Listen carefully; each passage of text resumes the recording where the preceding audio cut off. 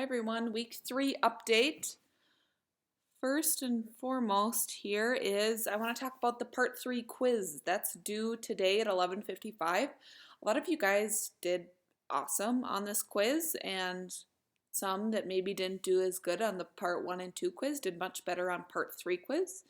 So good job, you guys. I don't know what we can account that to. Maybe it's because I got you guys the study companions or whatever it may be. I'm just glad to see the improved scores, so good job with that.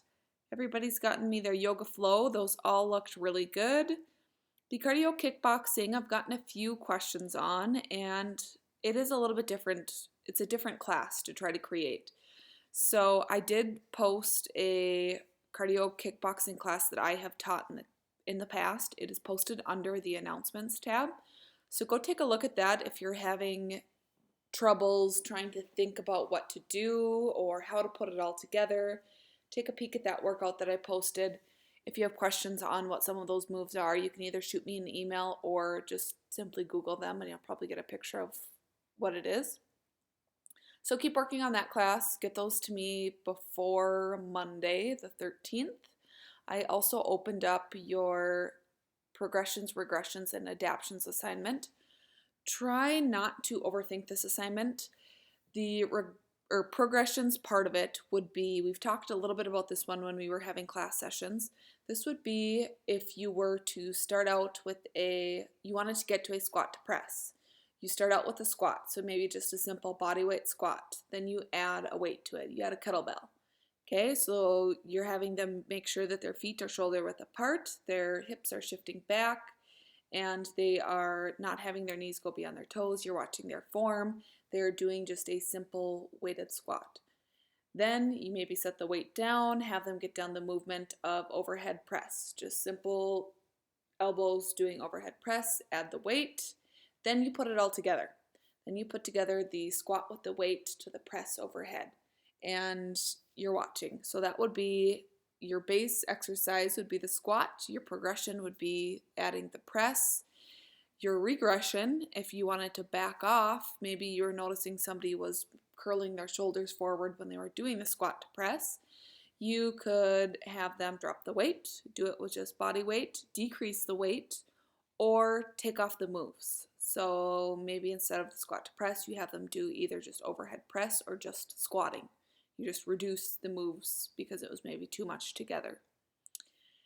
The adaptions part is a little bit different. So when you adapt a move, sometimes that means changing a movement altogether in order to help a participant feel included. So this could be, say that somebody had a recent left knee surgery and they aren't able to do the squat to press. What else can you do to target the same muscle groups for that person to feel included? So maybe that person, you could suggest them having a chair behind them so that they aren't squatting as low and they have something to squat to so they feel comfortable, and then they come back up. And maybe they're just doing it body weight. They aren't ready to add the weighted kettlebell quite yet. That would be an example of an adaptation that they could do. They could still feel included. They're doing similar to what everybody else is doing. It's just slightly modified. Sometimes, or another adaptation that I talked about in class was when I was teaching a HIIT circuit class and I had a core station. So everything at that station was to strengthen your core. And I had my lady show up. She was in the 3rd trimester of her pregnancy. She was showing quite a bit, obviously, at that point. What do we do? Is it realistic for me to have her do certain exercises to target her core?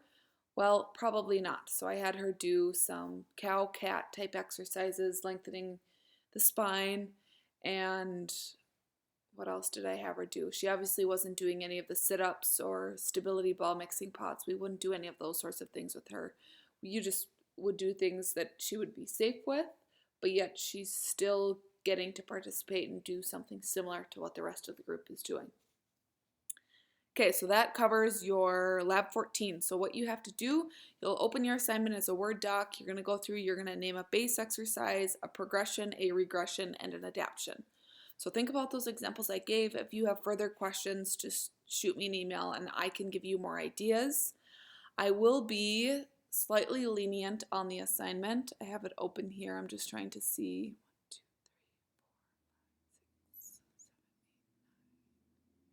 Okay, so you have to come up with 11 exercises: progression, regression, and adaptation.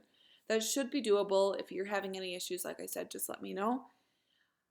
Next thing that I want to talk about is your practical final. I did go ahead and open it up.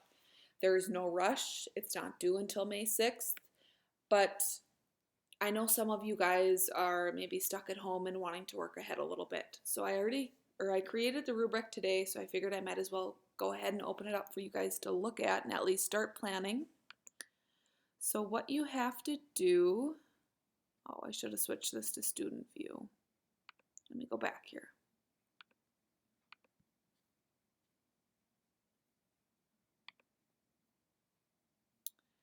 Okay, so what you have to do for your practical final is written out in the rubric here. So you guys get to pick what type of an exercise class you will be teaching. So you will be teaching, I need to fix this, it will be a 45-minute class. So that's going to include your warm-up and your cool-down within that 45 minutes. You can choose whatever class you would like to teach. Please put your class to music. So it does not have to go exactly to the beat of the music. However, it should have some sort of music along with it. So you don't have to go to the beat, but you do have to have music. Okay, so you're graded based upon your warm-up. Warm-ups should be 5 minutes. They should have exercises that mimic your workout. So think about that when you are planning out your warm-up. Your workout should be 37 minutes long. Have a variety of exercises, 10 or more different exercises. It's completely up to you guys. Whatever you have where you're at, use it, be creative. I totally understand that you might not have a weight set at home. You probably don't have things that you would normally like to include in this. So you're just going to have to get creative and use what you can. Maybe it's just going to be a body weight HIIT class. That would be great. Maybe it's going to be a yoga class. Awesome. Maybe you can get your parents involved in this or whoever's home with you, friends, family, whoever it may be. Try to get people involved so that it is like you're teaching a group fitness class, because that's going to be the best experience for you. So you do not need to have somebody else in the video that you are recording as part of it, but I do encourage it just because, for one, it's kind of fun to get your friends and family involved. Two, it's a really good experience. Okay, so that is your workout. Then you have your cool down, which is 5 minutes, including 5 different exercises. So remember, in our warm-up, we're doing more dynamic stretching. We're doing our butt kicks or high knees, maybe body weight squats. Cool down should be more static stretching to lengthen out those muscles that we just worked. So you can do the calf stretches, the quad stretches, arm over the body, shoulder stretch, whatever it may be there. Your video quality. So like I said, get creative. Being I'm opening it right now, you essentially have a month to do this. So you have plenty of time to start working on it and be as creative as you can. I have had the best luck with using QuickTime Player and then taking that over to iMovie. So that is obviously only going to be on like a MacBook or an iPhone, but that's what I've had the best luck with. There are plenty of different video apps and whatnot out there, so use whatever it is that you would like to use. You're going to record your video, then you're going to put it into YouTube, and to submit your assignment, you're going to send me your YouTube link, and I will go over and watch it there. Okay, you should have cardiorespiratory endurance in the video, muscular strength, muscular endurance. Every class that you teach, you can include these in some sort of aspect.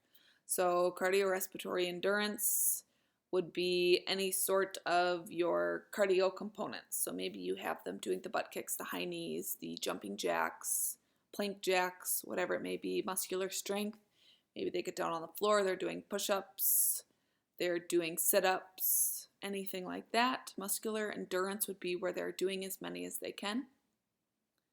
Progressions, regressions, adaptions show up again here, so you need to include these and talk through them. Say, okay, now we are going to add on this. We're going to add on the overhead press to our squat. Okay, we're going to back off. We're going to slow it down. We're going to go to 2 count rather than doing the single count squat to press. Adaptions. Maybe you grab that chair for that person or whatever you'd like to adapt there. Maybe it's a total different exercise. Modifications should always be provided. Always, always, always. When you're teaching a group fitness class, include modifications. You don't want to just throw out, all right, we're doing a full burpee. Don't do that because you never know who in the class can't do a burpee. It's easy for you guys. It's not easy for everybody else. So show the modifications of a burpee. You first say, all right, next up is a burpee. Maybe you do a regular one, and then you say, okay, and here's the modification. And you just slowly walk your feet back, and you walk your feet in and stand up. And then the last point is engagement and music selection. So be upbeat, try to be engaging, even if it's just you that you're recording, pretend that you got a studio full of participants.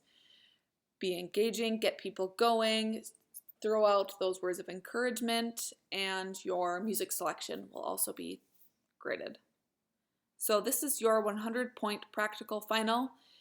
This and your cumulative written final are our 2 finals in the class, so we are down to our final assignments, but I just wanted to talk through a little bit of what I'm expecting for this practical final and open it up so that you guys can start working on it.